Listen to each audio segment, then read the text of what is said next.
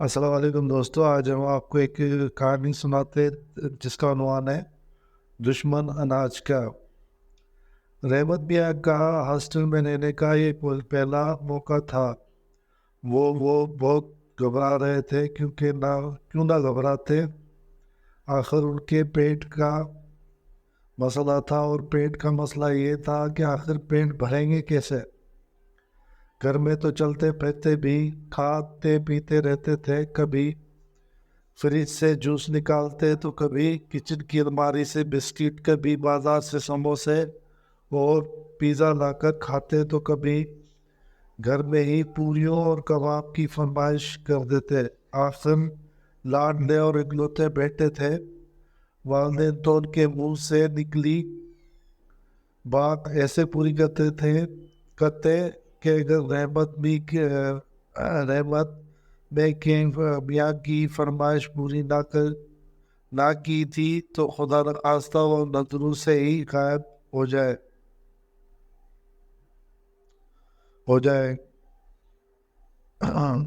ان سب کھانوں کے علاوہ ان کی جیب میں چیوگم اور ٹافیوں کے ڈھیر ہوتے۔ یہی وجہ کہ جب وہ اسکول میں داخلے کے لیے ان کا نام تجویز ہوا تو مسئلہ یہ تھا کہ اسکول دور تھا، اور وہ روزانہ اتنی دور آنے جانے میں کافی وقت لگتا۔ اس لیے رحمت کے ابو جان نے انہیں ہاسٹل میں رہنے کا مشورہ دیا۔ پہلے تو رحمت میاں گھبرائے، پھر مان گئے، مگر ساتھ ہی شرط کر دی کہ میری جیب خرچ میں اضافہ کرنا ہوگا۔ آخر وہ ہاسٹل آ ہی گئے۔ چند دن تک دل گھبرایا، کچھ اداس بھی رہے، مگر پھر دوسرے لڑکوں سے دوستی ہو جانے کے بعد انہیں مزہ آنے لگا۔ ہاسٹل کا کھانا تو وہ صرف منہ کا ذائقہ بدلنے کے لیے کھاتے تھے، ورنہ اصل کھانا تو وہ اسکول کی کینٹین سے لیتے تھے۔ ان کے دوست انہیں اتنا کھانے پر کئی بار ٹوک چکے تھے، مگر ان کے کان پر تو جوں تک نائی ریکھتی تھی۔ الٹا فرماتے، آدمی اپنی صحت سے پہچانا جاتا ہے، اور اچھی صحت والے سے سب ڈر کر رہتے ہیں تو وہ کہتے تو وہ ٹھیک تھے۔ واقعی ان ڈر تو سب لڑکوں کو لگتا تھا، کیونکہ اپنے دوستوں کے عمر ہونے کے باوجود وہ ان سے 4-5 سال بڑے نظر آتے تھے۔ سنتے ہیں کہ بچپن میں کھانے کے دوران ادھر ادھر بات بہت دیکھا کرتے تھے۔ ایک روز ان کے دادا محترم نے انہیں ڈانٹ کر کہا، کھانے کے دوران ادھر ادھر نہ دیکھا کرو، صرف کھانے پر نظر رکھا کرو۔ بس وہ دن ہے، اور آج کا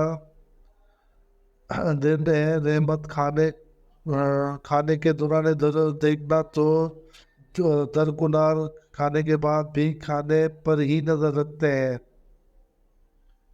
ہاسٹل میں جن ہم جماعت سے سب سے زیادہ ان کی دوستی ہوئی، وہ اپنے ذات میں خود ایک عجوبہ تھے، یا شاید وہ رحمت میاں کے ساتھ کھڑے ہو کر عجوبہ لگتے تھے۔ یہ تھے دان پان سے خادم صاحب۔ دوستی کی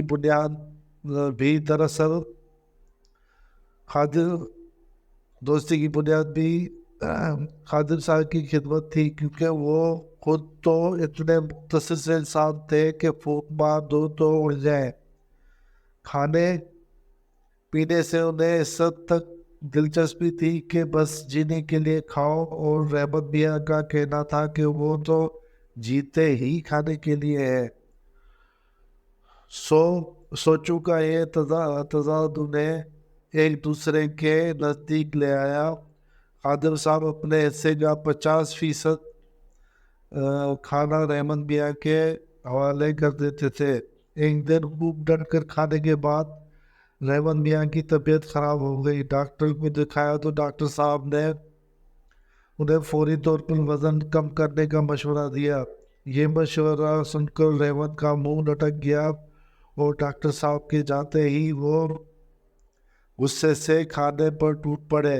آخر خادم صاحب نے کہا بھائی بھائی اپنی حالت پر ترس کھاؤ، مگر رحمت میاں نے ٹکا سا جواب دے دیا، ترس بس کوئی مزیدار ڈش نہیں، اس لیے وہ تم ہی کھا لو۔ واقعی خادم صاحب ترس کے ساتھ ساتھ بیچ و تاب بھی کھا رہے تھے۔ وہ آخر رحمت میاں کے دوست تھے، اور دوست وہی ہوتا ہے جو دوست کا خیر خواہ ہو۔ انہوں نے رحمت میاں سے چھپ کر اپنے باقی دوستوں سے مشورہ کیا کہ آخر کیا کیا جائے کہ رحمت میں کم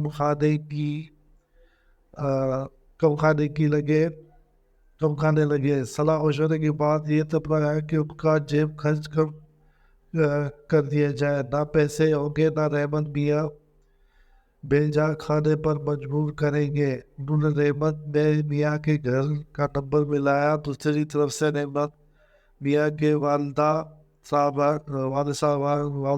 نے فون اٹھایا۔ خادم صاحب نے سلام کرنے کے بعد انہیں سارے حالات سے آگاہ کیا۔ خادم صاحب کو امید تھی کہ ان کی والدہ اتنے خیر خواہ دوست کی بات سن کر ان کا شکریہ ادا کریں گی، دعائیں دیں گی، مگر اس سوچ کی تعبیر الٹی نکلی۔ رحمت میاں کی والدہ نے بڑے کرخت لہجے میں جواب دیا، میں تم جو کوئی بھی ہو اپنا مشورہ اپنے پاس ہی رکھو، میرا لال تو پہلے ہی تم لوگ کی سازش سے آگاہ کر چکا ہے۔ وہ رحمت میاں نے کہا، کیا سازش؟ کون سی سازش؟ خادم صاحب ہکا بکا رہ گئے۔ رحمت نے بتایا کہ اسکول میں اکثر لڑکے ان کے کھانے پینے سے جلتے ہیں، اور کم کھانے کی وجہ سے اس کی طبیعت بھی خراب ہو گئی تھی، اسی لیے کان کھول کر سن لو، رحمت کے ابو نے اس کا جیب خرچ اور بڑھا دیا ہے، بھلا میرا بچہ۔